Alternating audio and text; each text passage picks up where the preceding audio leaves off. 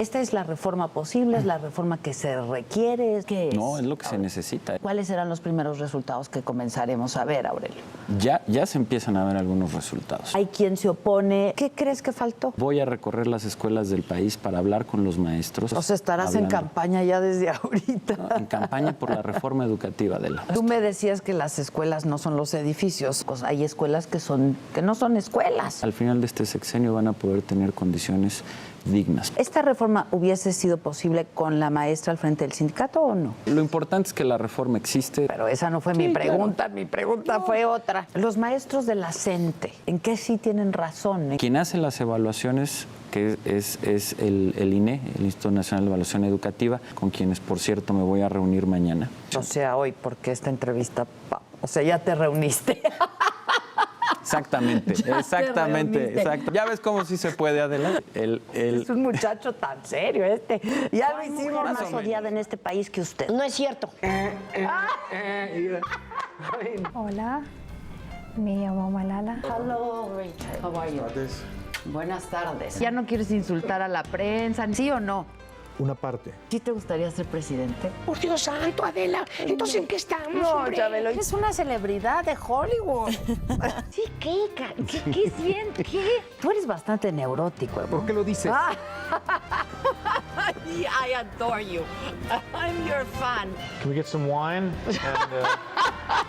O sea, ¿no mandó a nadie al diablo en algún momento? Muchas ganas. Yes, I'm demon with home. Me están albureando. Oh my God. Dangerous woman. Cheers. Pon fecha y hora. Hola, secretario. Adela, ¿cómo estás? Muy bien. Qué gusto que me hayas Secretario de invitado. Educación Pública, Aurelio Nuño. ¿Qué tal? ¿Qué se siente? Se siente una gran Es una responsabilidad. súper secretaría, súper despacho, ya nada más estar ahí, ¿no? Se siente el peso de la historia, Adela. Sí. Es una gran secretaría, es la más grande que tiene la administración pública y es una secretaría a través de la cual se puede transformar la vida de los mexicanos y sin duda la del país. Yo estoy muy contento, entiendo la magnitud del reto, lo asumo con mucha humildad, entendiendo el peso que tiene esta secretaría en el país, que ha tenido a lo largo de la historia, los grandes personajes que han pasado por ahí, pero también con mucho ánimo, con muchas ganas y muy contento. Aquí decimos la neta en esta mesa, mira, es como transparente, llena de luz, Me gusta. para que le des luz a todas las ideas y los asuntos. ¿Cuándo y cómo te enteraste? Porque, bueno, pues ya se venían mencionando tu nombre, pero también para otros despachos, para encabezar otros proyectos, otros retos, en fin. ¿Cómo y cuándo te enteras? La neta, porque si hay alguien cercano al presidente, pues eres tú. Pues mira, auténticamente, apenas un día antes, el señor presidente me lo comunicó. ¿Así vas a hacer? Sí, claro. Pero y ya oías, y pasó lo del PRI, no pasó, y luego... Pero mira, uno no debe hacer caso a los rumores, uno debe estar concentrado en su responsabilidad. Quien decide esto es el señor presidente y bueno, punto. Pues sí, es no su más. prerrogativa. Ya, exactamente, no hay más. Pero dime algo, cuando lo escuchabas, ¿qué decías? ¿Estaría padrísimo? No, yo siempre estuve concentrado en mi trabajo y punto, como lo estoy ahora. Eso lo sé. Y además con mucho trabajo. Todos se refieren Muchísimo. a ti como el superpoderoso, ¿no? Así era, es decir, sí sabemos que pues un hombre tan cercano al presidente pues tiene mucho poder. ¿Cómo es tu relación con el presidente? ¿Cómo fue todos estos años ahí, tan cerca, pues físicamente también de él, ¿no? Mira, en primer lugar fue un privilegio haber sido jefe de la oficina de la presidencia, poder estar y haber tenido el privilegio y la confianza del presidente de estar en una posición tan cercana, de estar con este presidente, un presidente que se ha atrevido a hacer las transformaciones que nadie se había atrevido a hacer, haberlo podido acompañar en todo ese proceso de cambio global y estructural que logró en los primeros 2 años fue un privilegio. Y ahora pues estamos en esta nueva responsabilidad, una responsabilidad que me encanta, fundamental, más fundamental ahora, porque el reto es implementar la reforma educativa, que es el cambio pues como él mismo lo ha dicho, como el mismo presidente lo ha dicho, de las 13 reformas estructurales, todas de fondo, todas importantes, la fundamental, la más importante es la educativa. Ya hicimos, ya se logró los cambios legislativos, ya se ha empezado a implementar, pero ahora el reto es poderlo implementar plenamente y que logremos tener un sistema educativo radicalmente distinto al que existía en 2012. Y ese es el camino en el que estamos, siempre con un objetivo muy claro, porque de repente se puede perder de vista. Es tan grande la reforma educativa, toca tantos ángulos que se pierde el objetivo final. Y el objetivo final es solamente uno, que los niños, las niñas y los jóvenes de México tengan una educación de calidad. En la reforma educativa, en el artículo 3º constitucional, se agregó el derecho a que los niños, las niñas y los jóvenes de México tengan derecho a una educación de calidad. Y toda la reforma, toda esta inmensa reforma de la que me imagino estaremos platicando, tiene como objetivo poner en el centro a los alumnos y a las escuelas. Antes de la reforma, déjame plantearlo así, las escuelas y los alumnos estaban al servicio del sistema educativo, estaban al servicio de las burocracias, estaban incluso al servicio eventualmente del sindicato. Hoy, gracias a esta reforma, todo cambia y ahora lo que está en el centro es la escuela, son los niños, es su derecho, que es el derecho fundamental al tener una educación de calidad, y todo el sistema ahora está alrededor de la escuela y está en función y trabajando para la escuela y para los niños, todos, el gobierno federal, el gobierno estatal, las burocracias, el sindicato. Ese es un cambio muy trascendental y ese es el que tenemos que implementar.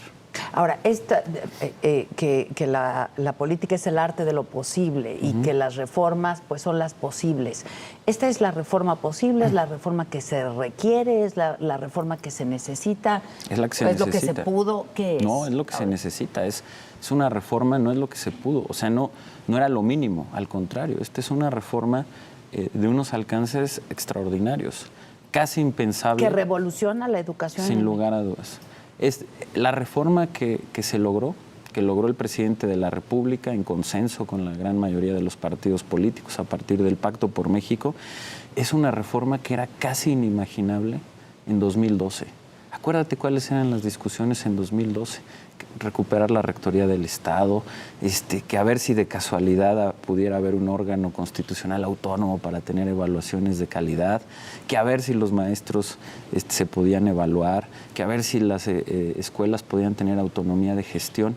Todo eso ya es una realidad, es una reforma honestamente de avanzada que pocos países en el mundo tienen y que esto nos permite ahora tener un marco para construir. Ahora lo que necesitamos es construir ese sistema de calidad, pero primero teníamos que tener el nuevo marco regulatorio, tanto en la Constitución como en las leyes secundarias. Y empezar a caminar, ¿no? Implementarla, pues, ¿no? Empezar a implementarla. Ahora, pues vas a tener 3 años, digamos, ¿no? ¿Qué se puede lograr en estos 3 años? Porque también, creo que tenemos que tener muy claro que si es una reforma tan ambiciosa, pues tenemos que ver mucho más a futuro, no es cortoplacista. Pero ¿cuándo empezaremos y cuáles serán los primeros resultados que comenzaremos a ver, Aurelio? Ya se empiezan a ver algunos resultados. Yo te diría que hay cosas que son absolutamente inéditas. El año pasado, por primera vez en la historia de este país, hubo un concurso nacional para ingresar al servicio profesional docente, es decir, para ingresar a ser maestro. Eso nunca había pasado. Y tuvimos este examen que se realizó en prácticamente todo el país. Eso es ya un resultado concreto y directo de la reforma educativa que antes no sucedía. Estamos empezando a tener las evaluaciones por desempeño a quienes ya son maestros. Tenemos la siguiente en el mes de noviembre. Eso ya también es un resultado concreto de la reforma educativa.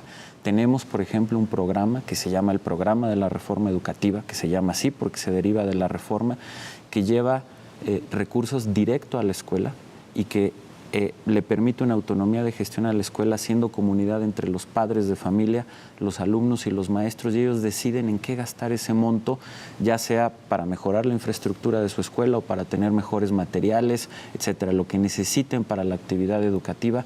Eso no sucedía y ya está pasando. Este año se destinaron 7,500 millones de pesos para este programa y se logró llegar a un poco más de 20,000 escuelas.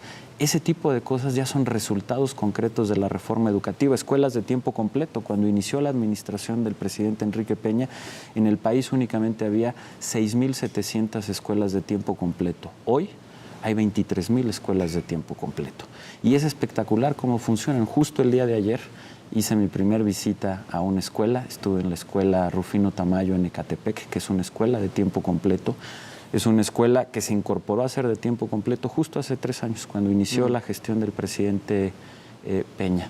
Y platicaba con la directora, la señora Rosalba Paz, que es lleva siendo 30 años maestra. Me estaba platicando la maestra Rosalba, 30 años. Lleva 10 años como directora de la escuela Rufino Tamayo y desde hace 3 que su escuela se transformó en una escuela de tiempo completo, se ha revolucionado. Tienen más horas de clases, lo cual les permite aprovechar mejor y poder enseñar mejor, particularmente español y matemáticas. Tienen una cancha de básquetbol que ahora ya tienen una malla para que el sol no les pegue directo a los niños. Ayer inauguramos, a eso fui con el gobernador Erubiel Ávila, a inaugurar el comedor escolar, el cual toda la comida la preparan las madres voluntarias, haciendo equipo con la directora, con las maestras.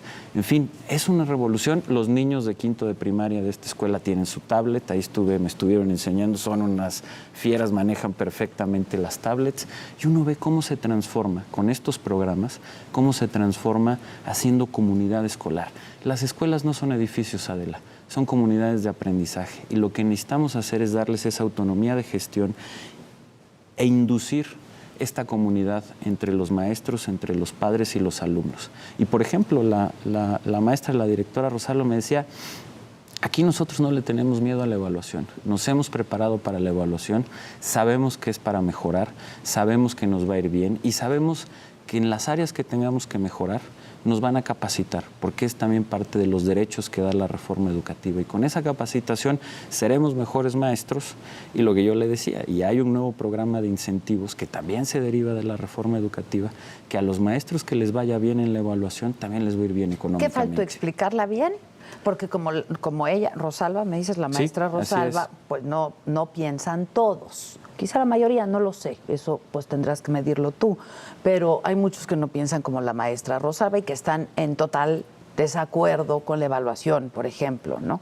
Faltó explicarla, hay quien se opone pues por definición, por intereses, en fin, etcétera. ¿Qué crees que faltó? Bueno, mira, siempre creo que ha faltado un esfuerzo para comunicar mejor por parte de todos y esa es parte de la responsabilidad que ahora tengo. Y por eso, como lo anuncié desde que inicié en esta nueva responsabilidad, voy a recorrer el país hablando con los maestros. O sea, estarás en campaña ya desde ahorita. No, en campaña por la reforma educativa, Adela. Voy a recorrer las escuelas del país para hablar con los maestros, para escucharlos, para entender cuáles son sus inquietudes. Porque tú has dicho que quieres estar muy cerca de los maestros. ¿Esa va a ser tu forma de estar muy cerca de los maestros? ¿Vas a estar...? Una de las formas. O sea, sí quiero poder ir a todas las escuelas que pueda, quiero escuchar a los maestros desde sus centros de trabajo, me quiero reunir con ellos, quiero hablar con los maestros, con los directores, con los supervisores. En primer lugar, quiero escucharlos, quiero entender cuáles son sus retos, que además sus retos varían, este país es muy diverso y los retos que tienen los maestros del centro del país son muy distintos a los que los tienen en el norte del país o en el sur, etcétera. Pero también para platicarles esto y para que sepan todos que la reforma educativa es en su beneficio, que la evaluación no se construyó para despedirlos, al contrario, la evaluación simplemente nos arroja información que nos permite saber en qué están bien y en qué hay que fortalecer y que ellos tienen el derecho a tener una formación profesional docente, es decir, una formación continua de calidad y nosotros estamos obligados a dárselas. Tengo la instrucción del presidente, es una de las primeras medidas que debo de hacer, que es construir o apuntalar mejor todo el sistema de profesionalización de los maestros y de educación continua que deben de tener. Y vamos a trabajar. Y es muy fácil. Este es el nuevo sistema de coordinación, digamos. Bueno, no, lo que yo les propuse a los gobernadores y que me alienta mucho que la CONAGUA haya dado la bienvenida, es que para poder trabajar de manera más cercana, que eso es muy importante y eso también se debe de entender, la reforma educativa y en general la educación no va a poder salir adelante si no hay una plena coordinación entre el gobierno federal y los estatales. Finalmente, el gobierno federal da los grandes parámetros de hacia dónde se debe de conducir la educación del país, pero quienes la implementan, quienes están en el contacto diario con las escuelas, con los maestros, son los gobiernos locales. y me parece que nos hacía falta acercarnos más y tener una mejor coordinación, y por ello la propuesta de dividir al país en 5 regiones, y yo me comprometí a ir a cada región cada 3 meses para sentarnos con los gobernadores de esas regiones, con sus secretarios de educación, con el secretario de Educación Federal y con mis subsecretarios, a que vayamos viendo paso por paso cómo van avanzando en esta implementación, qué problemas tienen, cómo los podemos ayudar, que ellos también entiendan los retos que hay desde el gobierno federal y que vayamos juntos en esta implementación. Ahora, este es un tema que te apasiona, decías, y que conoces muy bien desde hace algún tiempo. O sea, tú empezaste a trabajar, te hicieron el nombramiento desde un día antes, ¿no? Aquí no hay curva de aprendizaje ni nada de eso. Es un tema que te apasiona, pero que conoces muy bien. Desde la campaña del presidente Peña, tú estuviste, cuando era candidato, estuviste pues trabajando en el tema, ¿no? Así es. Es un tema que me apasiona, del cual siempre he estado muy cercano. Mi mamá es profesora, investigadora universitaria. Es algo un tema del que siempre he estado muy cercano, que siempre me ha gustado mucho y que me ha tocado. Estuve pues desde la campaña muy cercano a las propuestas que ha tenido el presidente, a la construcción, al diseño de las políticas públicas. En la transición me tocó justamente el tema de educación, lo cual me permitió pues tener un mayor conocimiento del tema, y posteriormente como jefe de oficina de la presidencia, parte del trabajo del jefe de la oficina es estar compenetrado de todos los temas, conocer los proyectos centrales, estratégicos. Así pude conocer pues, de la mayoría de las reformas y por supuesto de la educativa. Todo pasaba por ti, pues.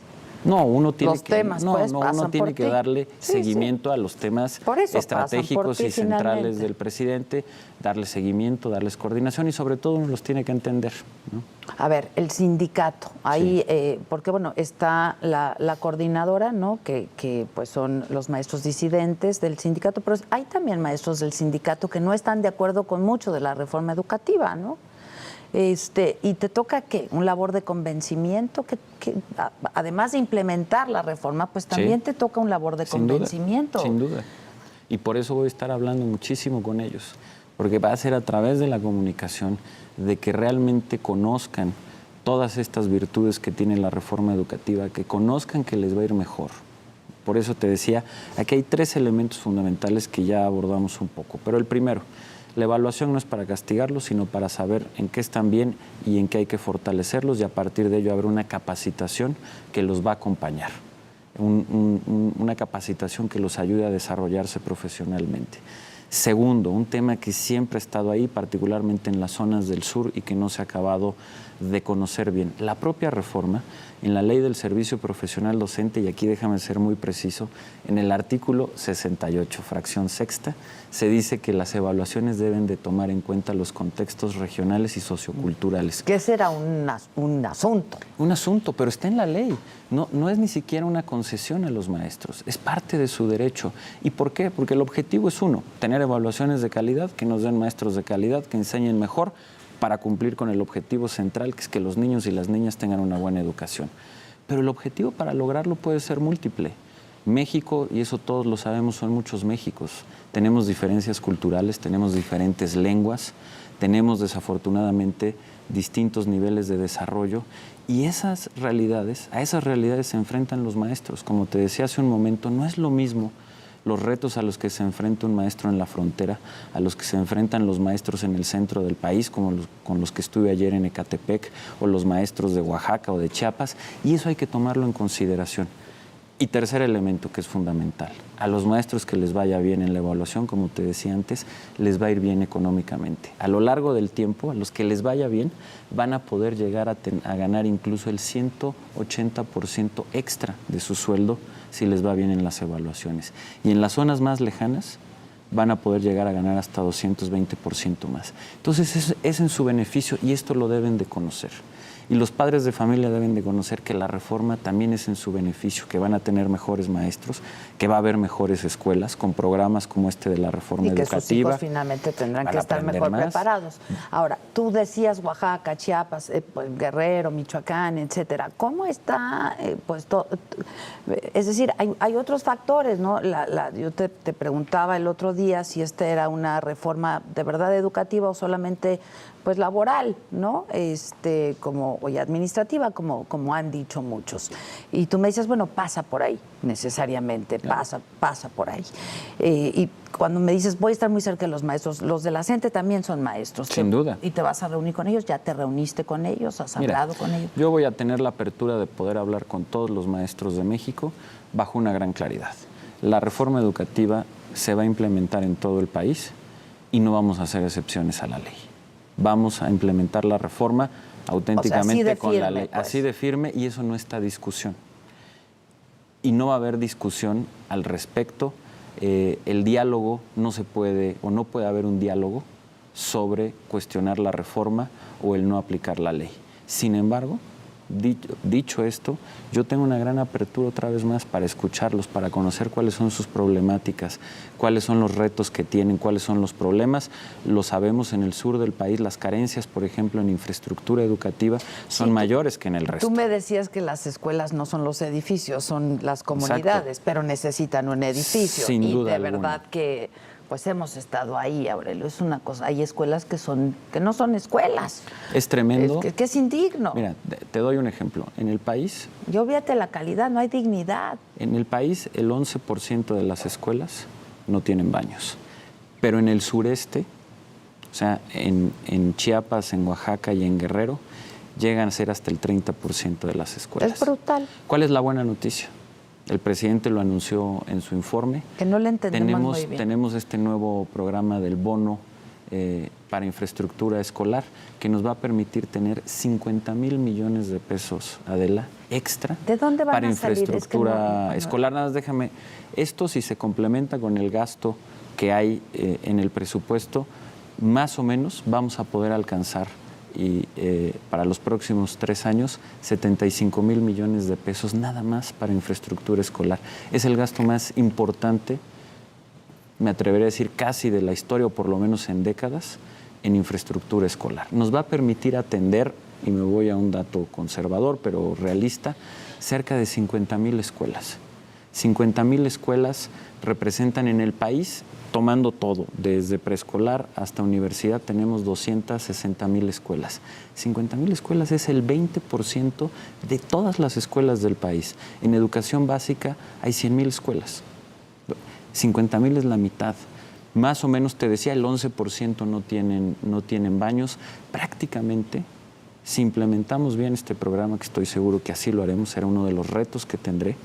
Si lo implementamos bien, la gran mayoría de las escuelas al final de este sexenio van a poder tener condiciones dignas. Podrán tener luz, podrán tener agua, podrán tener pisos firmes, techos firmes, inmobiliario educativo adecuado, la gran mayoría de ellas con conectividad, como la escuela que visité ayer, como la Rufino Tamayo, que es una escuela muy digna, que tiene su comedor, que tiene conectividad, que tiene baños, que tiene agua, que tiene luz. Hacia allá vamos, y esa es la buena noticia. Y por eso, particularmente en estos estados que más lo requieren, como Oaxaca, pues este programa de los bonos educativos van a ser fundamentales, porque nos va a permitir cambiar y transformar esas carencias que sabemos enfrentan los maestros y que con justa razón nos reclaman, ¿no? ¿Quieres explicarnos un poco cómo va a funcionar este bono? Sí, claro.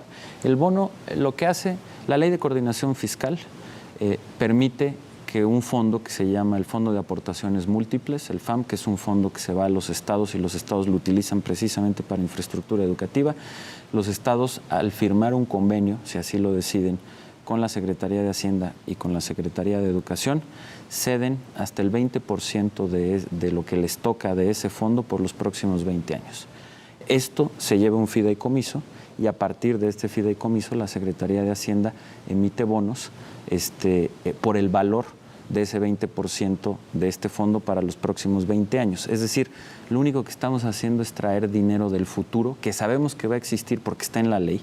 La ley dice que existe este fondo, incluso le asigna una cantidad del 0.8% de las participaciones que se van a los estados, se tienen que ir a este fondo. Entonces, tiene una gran estabilidad. ¿Y eso no es deuda? Sabemos que este dinero existe. No, porque sabemos que es dinero que va a existir en el futuro y simplemente lo estamos trayendo del futuro al presente con el compromiso establecido de que año con año se va a ir pagando con este fondo. Y además se va a un fideicomiso en donde el garante no es el gobierno. Por eso, además, no es deuda. ¿no? Entonces, es un mecanismo muy innovador. ¿Cómo van a auditar? ¿Cómo van va a tener todos los mecanismos la lana? de transparencia. ¿Cómo vamos a saber que sí llega ahí? Va a ser un fondo absolutamente transparente, desde el propio hecho de que se emite con bonos en la bolsa de valores, que tiene unos altos niveles de transparencia para quienes vayan a comprar esos bonos. Va a ser un programa, te lo aseguro, Adela, absolutamente transparente. Tan transparente que, por ejemplo, en los convenios que firmemos con los estados, desde los convenios se debe de señalar cuáles son los planteles de ese estado a los cuales se les va a mejorar la condición de infraestructura o cuáles se van a construir. Sí, claro. Esa es otra ventaja de la reforma educativa. Sí. Entonces, eso nos permite ya saber cuántas escuelas hay en el país. Te decía, 260,000, en qué condiciones están y por estado. Entonces, lo que vamos a hacer para la firma de estos convenios, nos vamos a sentar, ya lo estamos haciendo entre la Secretaría de Educación y los gobiernos de los estados, hacer una revisión de cuáles son los planteles susceptibles, uno, de enviar dinero de estos fondos para mejorar la infraestructura y dejar con calidad las escuelas de esos estados, e incluso cuáles podemos hacer nuevas, que eso también va a ser importante. Sobre todo ahí tenemos mucha presión de nuevos planteles o de hacer más media superior. No, es que el reto en educación básica es básicamente, sí tenemos que construir algunos nuevos planteles, pero básicamente el reto es dejarlos en buenas condiciones porque hay muchos que tienen carencias. En media superior sí tenemos un reto o de construir más planteles o de ampliar los existentes, porque es donde tenemos la mayor presión en términos de crecimiento de la cobertura. Hoy la cobertura en primaria y en secundaria es del 100%, en educación media superior, es decir, en prepa es del 75%, en este gobierno se ha incrementado 8 puntos. Cuando empezamos era apenas de 67%, ahorita ya vamos en 75%, la meta del sexenio es llegar a 80%, pero ahí tenemos una gran presión por espacios. Entonces ahí podremos ampliar los existentes o construir algunos más, y en educación básica mejorar los que tenemos que tienen las carencias como la que te comentaba. ¿Las ¿no? normales? Fundamental. La educación, la formación inicial de los maestros es clave en todo este proceso educativo. Las normales, y estamos trabajando, ya la SEP venía trabajando y es otra de las instrucciones que tengo del presidente, de acelerar y profundizar un plan para poder apoyar y transformar la calidad de las normales en todo el país. Con un tema más, y que por eso hoy vamos a tener el compromiso. La reforma educativa abre también, dijéramos, vuelve una competencia universal quienes puedan ser maestros. ¿Qué quiere decir esto? A partir del próximo año... Esa palabrita, ¿verdad? La competencia. Bueno, es que es muy importante. No, Adela. sí. Pero es la que le causó mucho ruido a los maestros también, ¿no? Sí, pero que conforme lo van conociendo y van sabiendo, saben que pueden competir y que les va a ir mejor. A partir del próximo año, todo aquel que tenga un título de licenciatura se puede presentar al concurso nacional para ser maestro. Ya no será un monopolio para las normales. Y por lo mismo, nuestro compromiso es preparar muy bien a las normales, darles más recursos, vamos a trabajar en ello, ¿Cómo están? modernizar ¿Cómo son su las plan. Hay normales muy competitivas. Las normales son escuelas que tienen un gran compromiso con su comunidad. Y bueno, los maestros de México, que han sido grandes maestros, la gran mayoría, pues han pasado por las normales. Las normales son grandes escuelas, todas.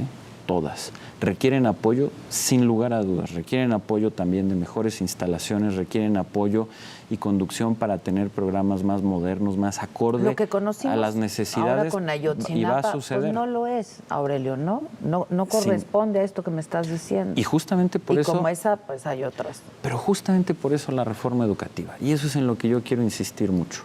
Cada vez que me dicen, como tú me lo dices, Adela, bueno, es que nos falta mucho en educación, o por ejemplo, hay normales que no tienen las condiciones idóneas, pues por supuesto que sí. Justamente por eso se hizo la reforma educativa. Y lo que parte de la misión que tengo que hacer es, al comunicar, al escuchar, pero también convencer de que la reforma educativa por eso se hizo y es para mejorar. Gracias a esta reforma educativa vamos a tener mejores oportunidades de ayudar a las normales y de mejorarlas, desde económicamente hasta en sus planes de estudio, en cómo se estructuran, para que de ahí salgan los mejores maestros de México.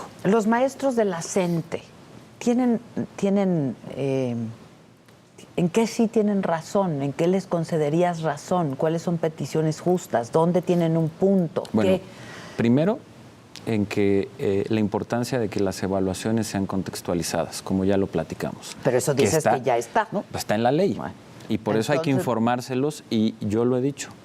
Quien hace las evaluaciones, que es el INE, el Instituto Nacional de Evaluación Educativa, que es resultado propio de la reforma, el que se le haya dado autonomía constitucional a este órgano, con gente muy profesional, con quienes, por cierto, me voy a reunir mañana. Ellos son los responsables de diseñar y de hacer la evaluación. O sea, hoy, porque esta entrevista, o sea, ya te reuniste.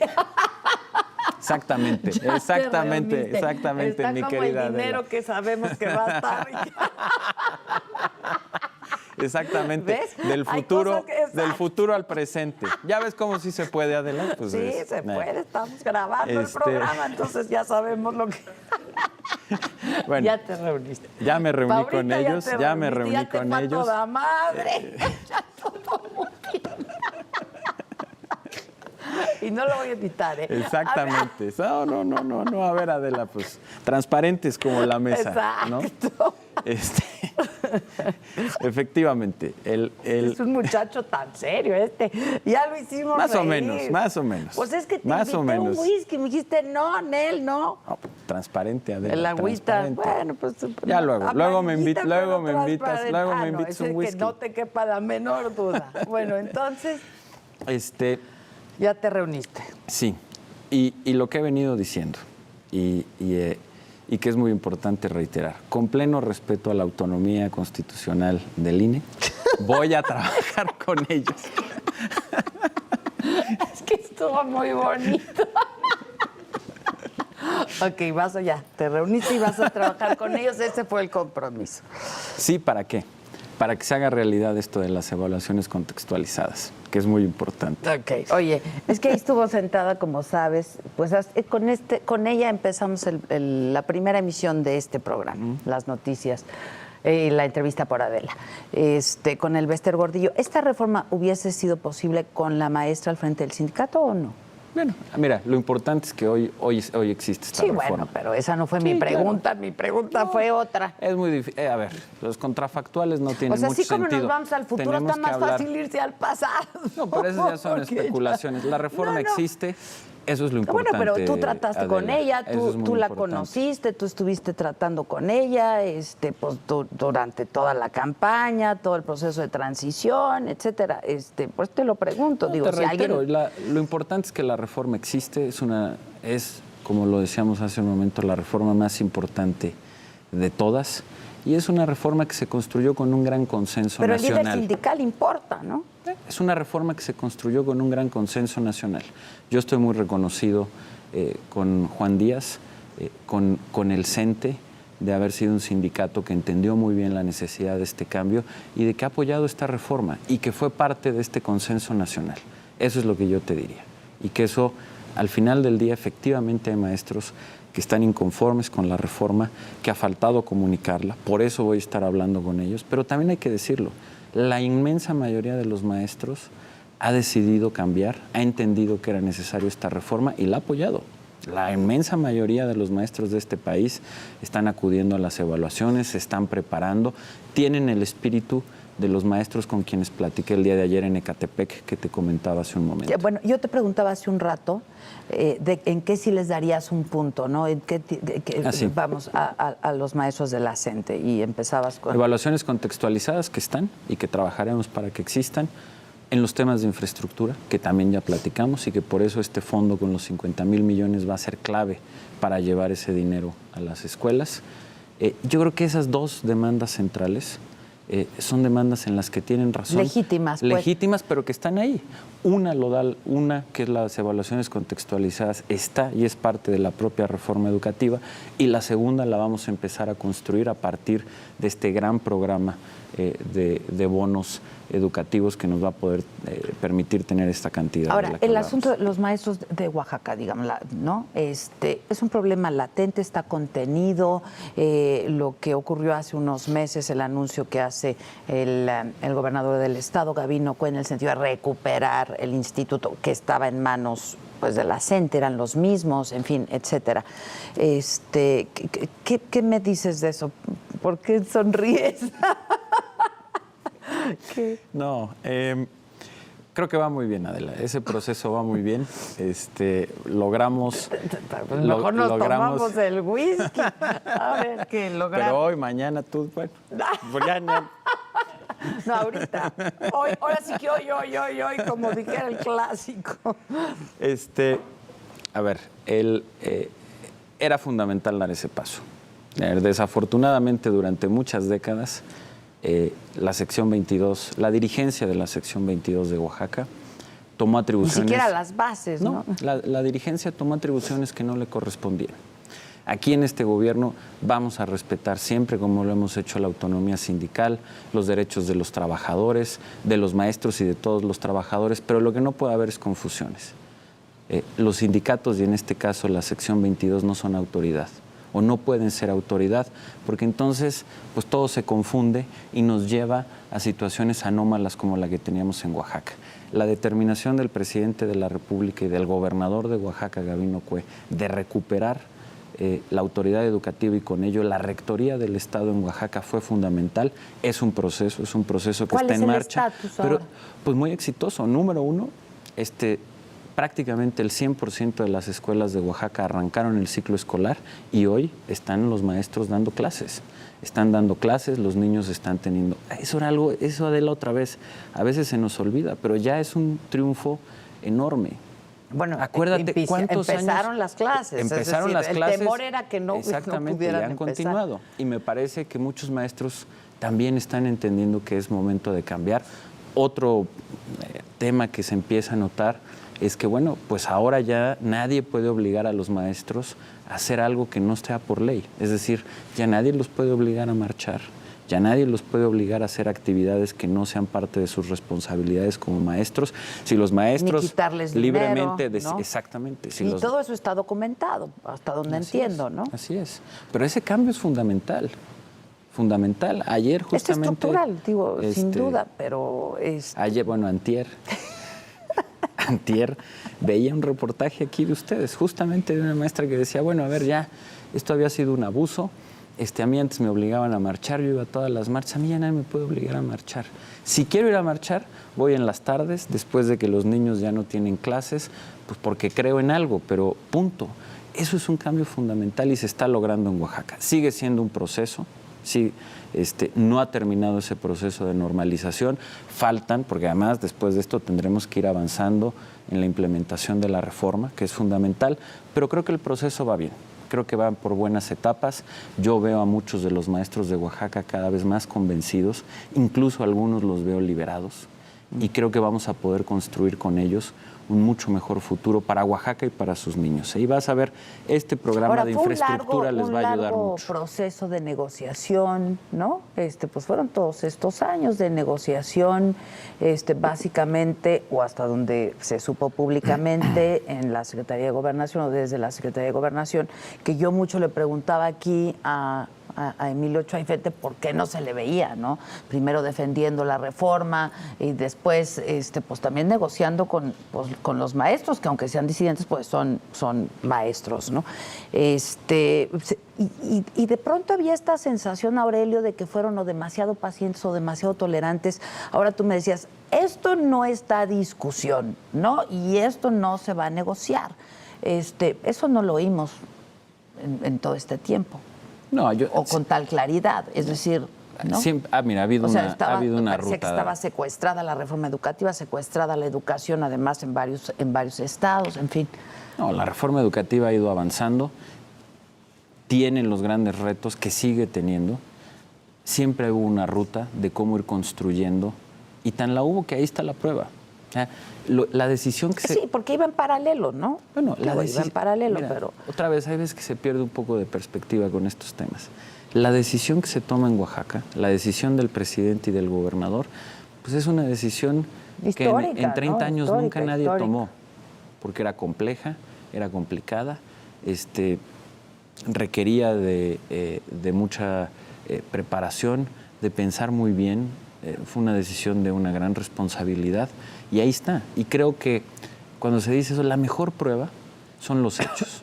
Y yo creo que ante los hechos que hoy tenemos, es claro que cuando el presidente de la República dice que su prioridad es la educación, cuando el presidente Enrique Peña Nieto dice que la reforma más importante es la educativa, están las pruebas que lo sustentan. Está porque hizo la propia reforma, está porque se tomaron pasos como el de Oaxaca, está porque se están tomando en momentos complicados para el presupuesto del país por la caída de los precios del petróleo. Se apuesta por mecanismos innovadores que nos den dinero para tener el programa más grande de infraestructura escolar en la historia. Ahí están esas apuestas. No es nada más un discurso, están los hechos que reafirman que efectivamente para este presidente la prioridad es la educación. ¿Por qué? Porque al final del día, los procesos tecnológicos irán evolucionando y irán cambiando, las formas de producir energía irán cambiando. Lo único que va a ser permanente es el talento de los mexicanos, que podrá ser potenciado gracias a un sistema de educación público, laico, gratuito y ahora de calidad, que es el gran reto. Y por eso es la gran apuesta. Ahora, sí, la coordinadora quizá pues tiene más poder y fuerza que número, ¿no? ¿Qué hacer con ellos otra vez? No, yo creo que debe de quedar muy claro que se va a implementar la reforma, tiene que quedar muy claro que la autoridad es autoridad y el sindicato es sindicato y que cada quien a lo suyo, con gran apertura y cooperación, pero cada quien a lo suyo, y que tenemos que avanzar en esto y que al final del día les va a convenir. Los maestros, conforme vaya avanzando la reforma educativa, irán viendo y entendiendo que su futuro solo dependerá de ellos y de su esfuerzo, y de que en ello van a tener el apoyo del Estado mexicano, del gobierno federal, porque los va a acompañar con la capacitación adecuada, con la formación profesional docente adecuada, para que mejoren, para que les vaya bien en las evaluaciones, van a ganar más, vamos a tener mejores escuelas con este programa, vamos a mejorar. La educación en Oaxaca se va a poder mejorar significativamente en los próximos 3 años. Esos maestros van a tener mejores escuelas. Si se preparan, van a tener mejores sueldos. Su futuro ya no va a depender de favores que les hagan por otro lado, sino de su propio talento y de su mérito. Ese va a ser el gran valor de esta reforma, en la cual los maestros van a ganar, los padres de familia van a ganar y sobre todo, como te decía, el punto número 1. Los niños y las niñas de México van a ganar y vamos a convertir del papel a la realidad su derecho a tener una educación de calidad. Hay temas que quiero hablar contigo y se nos va a acabar el tiempo. El inglés, la cultura y el deporte, sí, ¿no? De pronto, pues como que no se le presta mucha atención al deporte como algo, y ustedes siendo tan deportistas, no se le da quizá la importancia que de verdad tiene el deporte para la educación de los niños y de los jóvenes, ¿no? ¿Has pensado algo al respecto? Mira, es muy importante poder tener, y otra vez, y esto va a ser parte importante de este nuevo programa de infraestructura en todas las escuelas que lo podamos hacer, que haya espacios para que los niños hagan deporte, que es muy importante. Hemos venido... Que sea una materia, ¿no? Bueno, y que tengan el espacio para hacerlo. Pues Parte sí, del drama de las carencias que seguimos teniendo en infraestructura escolar es que no hay ni siquiera en muchas escuelas los espacios adecuados. Habremos de construirlos con este nuevo programa y bueno, y donde existen efectivamente tendremos que ser mucho más agresivos, lo he estado platicando con Alfredo Castillo, de poder tener programas simples, sencillos, que permitan que activemos e inculquemos el valor del deporte en los niños mucho más y que esto nos ayude, sea parte de solucionar los temas. Bueno, yo creo que Alfredo es un funcionario ejemplar, es alguien que además entra a resolver los problemas y que ha tenido un historial de mucha eficacia. Y además es mi amigo. Bueno, tú también, pero no estás aquí por eso. Pero estás aquí porque eres el secretario de Educación Pública, ¿no? Así es. Pero, es muy importante y vamos a trabajar en que esa parte del deporte que debemos de hacer todos, de inculcarlo y de que se tengan los espacios, podamos avanzar y mejorarlo, ¿no? Ahora, el inglés, sí, que a mí me parece muy importante, es clave, pero cuando pues nos damos cuenta de las carencias, ¿no? Sí.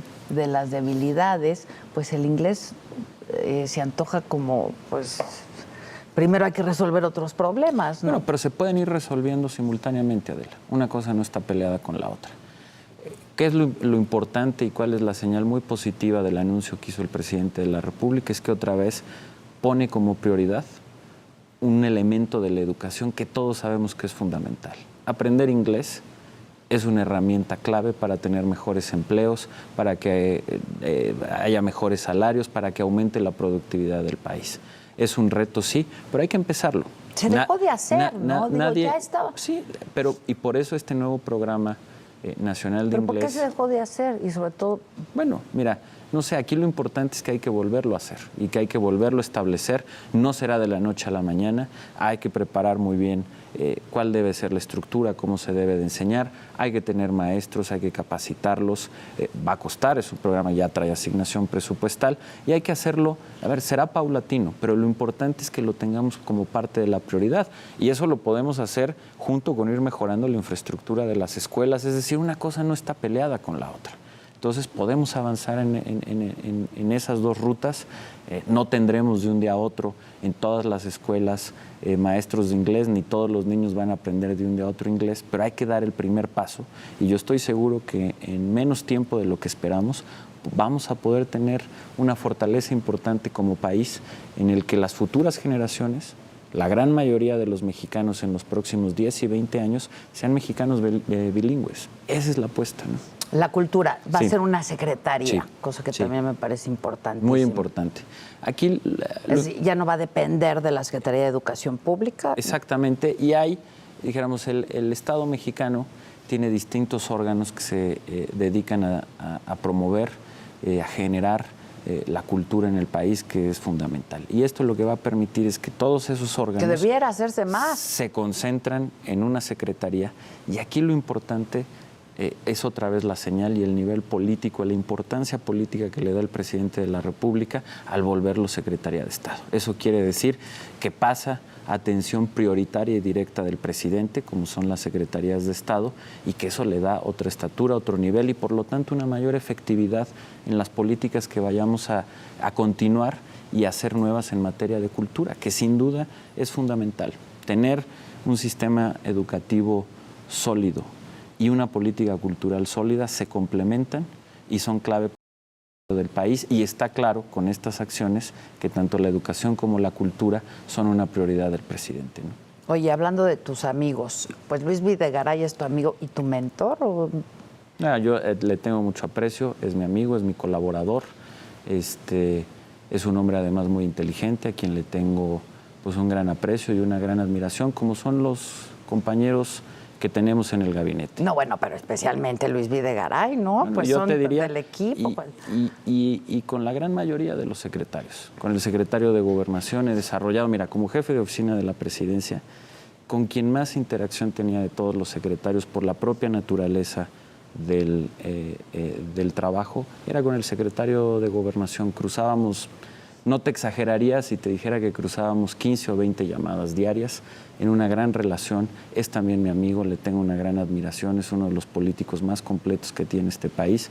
Yo creo que el presidente de la República tiene grandes colaboradores, todos políticos muy profesionales y con los que honestamente con todos he desarrollado una muy buena relación. Como jefe de la oficina me tocaba interactuar mucho con ellos, los pude conocer a la gran mayoría y ahora como secretario de Educación también, porque la educación requiere de otras áreas y estoy en permanente contacto con la gran mayoría para poder caminar juntos en estos temas. Debe ser una gran experiencia para ti, pues, pasar por la oficina de la presidencia. No, o sea... No, sin duda, fue un gran honor. Pues más que honor, digo, no sí, dudo pues, que sea un por gran supuesto. honor, ¿no? Pero pues está cañón, ¿no? Es un lugar muy bonito y privilegiado, pero bueno, pues ahora tenemos Pues esta, es el lugar esta donde pasan un responsabilidad. montón de cosas. No, ya sé que ya veo que no quieres hablar de tu paso por ahí, pero pues es parte de tu formación ya. Sin duda, ¿no? sin duda y de la que me siento además muy orgulloso. Oye, tú desde chiquito querías ser presidente de la República, le decías a tus compañeros de pupitre. Eso es una jalada de no sé qué que por ahí vi publicada, no es cierto. ¿No? No, Adela, a ver, yo O siempre... sea, ¿y no eras medio nerd y así? Pues, más o menos.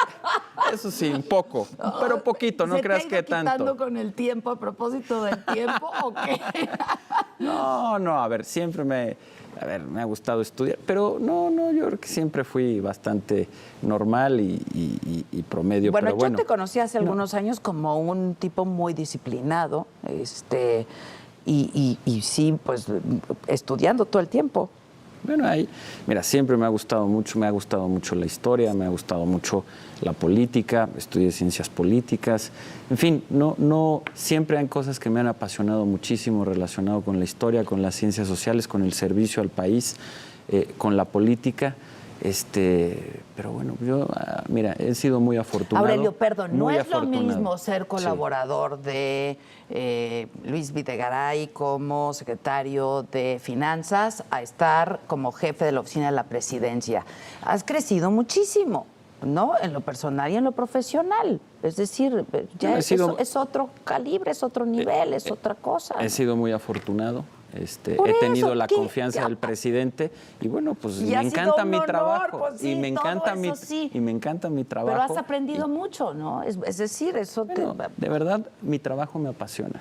Lo sé. Me apasiona, intento trabajar el mayor número de horas, intento formarme bien, hacerlo siempre, honestamente, con humildad, rodearme de quienes saben, escucharlos, irme formando un juicio y bueno, y trabajar y punto, me apasiona, me encanta. Y soy muy feliz con lo que hago. Muy feliz. Y te hace un político muy prometedor, con muchas posibilidades, o las vamos a cerrar.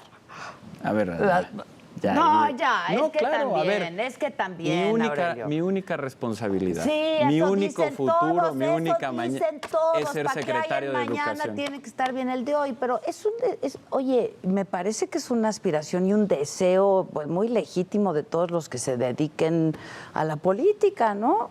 Pues ser el presidente de la República, eso sí también es un gran honor, ¿no? Ser secretario de Educación es un gran honor, Adela.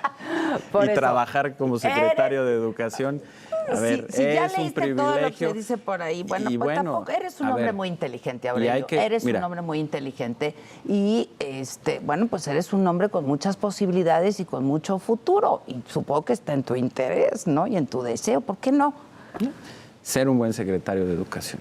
Ese es mi único objetivo y mi único interés. A ver, tú sabes, yo les tengo mucho respeto, las personalidades que han pasado por la Secretaría de Educación. Sí, por eso yo te decía que desde José está Vasconcelos, cañón. Sí, Torres Bodet. A ver, gente que transformó o que cooperó a que este país durante el siglo XX se transformara de una manera impresionante. El gran reto que tuvo la educación en el siglo XX, que fue la cobertura y ir conformando a los maestros de México, lo hicieron con un gran éxito.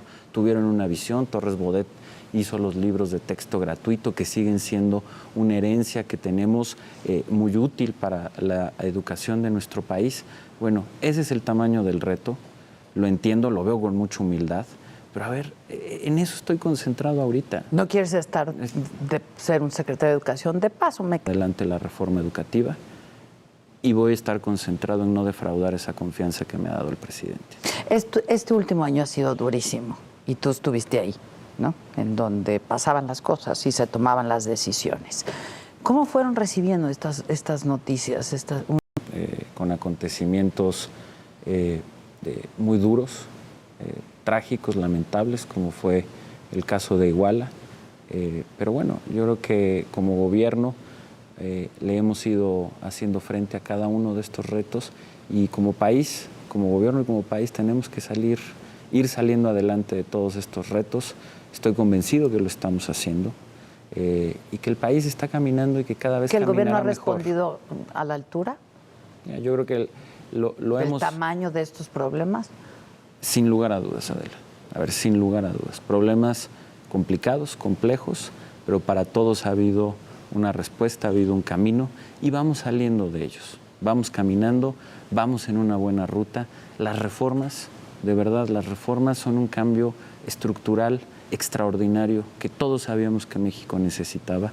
Estas reformas le van a cambiar la trayectoria histórica al país, van a permitir que México en las próximas décadas sea un país totalmente distinto al que era apenas hace unos años. Ya empezamos a ver algunos resultados de estos, la reducción de las tarifas eléctricas, la reducción de las tarifas telefónicas, que nos están permitiendo tener la inflación más baja en los últimos 50 años y que eso está ayudando a los bolsillos de las familias. Y por supuesto la reforma educativa, que es la que me toca en estos momentos encabezar, con los beneficios que ya estuvimos platicando. ¿Cómo reivindicar esto es un la imagen del Esto es un maestro? país distinto, eso es fundamental. Eso es fundamental, porque a ver, los maestros habrá en que gran hacerlo, medida ¿no? son, y lo decía hace unos días, son la espina dorsal del Estado mexicano. El objetivo principal es el derecho de los niños y las niñas a tener una educación de calidad, pero para ello requerimos buenos maestros. Y la inmensa mayoría de los maestros de la educación pública de México, son servidores públicos. Y son los servidores públicos más nobles que tiene este país por la labor que realizan y por ello son la espina dorsal del Estado mexicano. Y es fundamental que todos les tengamos el respeto a los maestros que merecen. Yo sé que la gran mayoría de los mexicanos respeta mucho a los maestros, uno lo ve. Te repito, antier que estuve en Ecatepec, uno lo ve. Uno ve cuando una directora, como con la que estuve platicando ayer, tiene liderazgo, cómo la siguen los maestros, cómo la siguen las madres y los padres de familia, pero efectivamente hay que hacer todavía más para que se valore la profesión de ser maestro. Sí, habrá que reivindicar la imagen. ¿Y la de los políticos? Bueno, pues también tendremos que trabajar, esa con resultados, Adela. Con resultados y saber que una de las ventajas que tenemos en una democracia, en un sistema plural como el que tenemos, es que pues todo mundo afortunadamente dice lo que piensa, opina lo que sea. Nuestro trabajo está a juicio de todos. A algunos les parecerá bien, a otros mal, siempre se criticará y es parte del valor que debe de tener una sociedad. Nosotros, creo, debemos de estar abiertos a la crítica, escuchar, pero también tener mucha claridad de hacia dónde vamos. Es una combinación, es un balance entre estar siempre abierto, siempre receptivo, saber aceptar cuando uno debe de corregir o de cambiar, pero que también uno no puede estar sujeto simplemente a la coyuntura, sino que hay planes, hay cambios estructurales que se deben de seguir, uno debe de ser disciplinado en ello y las cosas terminan funcionando. Y más cuando cambiará la ruta del país. En el camino se cometen errores, ¿no? Bueno, pues todos, ¿no? No, por Todos, eso digo, es una conducción humana, hay un ¿no? reconocimiento de los errores que pudieron cometerse en estos primeros 3 años. Bueno, yo por ejemplo, en el informe, yo vi a un presidente autocrítico, abierto a ajustar donde se tenga que ajustar, él lo ha dicho, pero también, otra vez, con este equilibrio, con una gran claridad de que hay una ruta, de que es una ruta que se inició desde el segundo día de gobierno con el Pacto por México, que nos permitió hacer estas grandes transformaciones, que ahora nos toca implementarlas, y que debemos de seguir adelante, y de que es la ruta correcta. ¿A qué sí te comprometes, digamos, con el público, con el auditorio, con los niños, con el país, pues, ¿no? Como secretario de Educación. A que vamos a implementar la reforma ¿Qué sí se puede educativa. hacer en este tiempo, digamos? Mucho, Adela, mucho. Podemos, y a eso me comprometo, a que sigamos la implementación de la reforma, es decir, que la reforma se vuelva una forma normal de vida del sistema educativo, que terminemos por poner a la escuela y a los niños en el centro del sistema educativo, que podamos corregir la gran mayoría de las fallas de infraestructura escolar que tenemos con estos nuevos programas, de que tengamos maestros de mayor calidad, que a los maestros les vaya mejor. Por supuesto que a eso me comprometo y en eso voy a estar trabajando. ¿Con Mexicanos Primero te reuniste? Tengo muy buena relación, como la tengo con la gran mayoría de las organizaciones de la sociedad civil que están preocupadas y se ocupan del tema educativo. ¿Ya te reuniste? Y como secretario de Educación, no, todavía no, pero voy a tener, mira, yo parte central de que esta reforma pueda salir adelante es que tengamos un gran diálogo con todos quienes tienen una participación significativa en la educación de este país. Por eso me voy a reunir con los maestros, con quienes ya estuve el viernes pasado, y este viernes voy a estar otra vez, voy a estar con Juan Díaz y con su comité ejecutivo. Estoy recorriendo las escuelas para hablar con los maestros que están directamente en las aulas trabajando, con los padres de familia, por supuesto, con los que también ya empecé un diálogo ahí con las señoras que estuve ayer en el comedor comunitario, pero también, dijéramos, con las diversas organizaciones y los comités de participación social que tenemos, que son muy importantes. Con ellos voy a estar platicando. Voy a estar platicando con los gobernadores, que es fundamental, como lo decíamos al principio de la entrevista, y por eso este nuevo modelo de 5 regiones que nos permitirá tener un diálogo y resultados eficaces mucho más importantes. Y voy a estar hablando también con la sociedad civil, con todos. ¿Los de la CENTE te han buscado? No. ¿Han pedido No. hablar contigo? No. Si te buscaran... No, como lo ¿Te platicamos, sentarías bajo los principios de que la reforma No está educativa discusión. no está a discusión, pero que yo estoy abierto a hablar, y así lo voy a hacer con todos los maestros de México. ¿Cuántas horas estás durmiendo? Pues las que puedo, ahorita muy poquitas, Adela. Entonces, y ejercicio, es que estás muy delgado, igual que el presidente, los veo muy delgados, están todos haciendo mucho ejercicio, Sí, muy clavados. en Intento, lo más que puedo. ¿Qué? Correr un ratito. ¿Correr? Corro. esto. ¿De siempre? Pues, y de últimamente más. Me tuve que preparar para ahí la carrera del Estado Mayor. No, sí, ¿Cuánto siempre. tiempo hiciste siempre. tú? No, yo corrí nada más 5 kilómetros. Ah, 5. Es que la carrera tenía 2 opciones, correr 5, 10 o 5. ok. Y pues mi condición todavía no está muy bien, no está como la del presidente como para poder correr los 10 kilómetros. Entonces yo corrí 5 kilómetros, lo hice exacto en media hora. ¿Qué? 30 minutos. Ya nos vamos porque ya se acabó el tiempo, pero ¿cuáles dirías que son las principales virtudes del presidente Peña, tú que lo conoces tan bien? Sin alabar y sin... No, a ver, es un hombre con una gran ecuanimidad, es un hombre que escucha, es un hombre con un gran temple, es un hombre que no se precipita para tomar decisiones, que no lo hace a partir de estados de ánimo que no son buenos para tomar decisiones, sino siempre lo hace desde un punto de ¿Qué vista... dice? ¿Mañana lo vemos? Bueno, él es un hombre muy ecuánime y siempre le gusta tener distintos puntos de vista y tomar las decisiones importantes y trascendentes para este país con una gran ecuanimidad. Ya, finalmente, ¿en la política hay amigos? Sí, claro que sí. ¿Sí? Por supuesto que sí. ¿Y en la competencia? Sí, también. ¿Sí? Consérvalos, ¿no?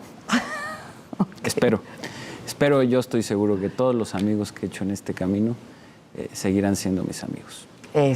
Pues nos estaremos, yo creo que viendo mucho, eso espero. En 3 años manejaste un perfil muy bajo, no dabas entrevistas, al menos no a mí.